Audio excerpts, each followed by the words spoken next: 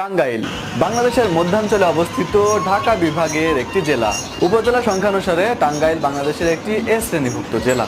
এই জেলার branding slogan হলো আমার ঘর আমার বাড়ি, গর্বের ধন টাঙ্গাইল শাড়ি। এই জেলার জনসংখ্যা প্রায় 38 লক্ষ এবং আয়তন প্রায় 3414.35 বর্গ কিলোমিটার। আয়তনের ভিত্তিতে টাঙ্গাইল ঢাকা বিভাগের সর্ববৃহৎ এবং জনসংখ্যার ভিত্তিতে দ্বিতীয় সর্ববৃহৎ জেলা। টাঙ্গাইল জেলা ঢাকা হতে প্রায় 84 কিলোমিটার দূরে অবস্থিত।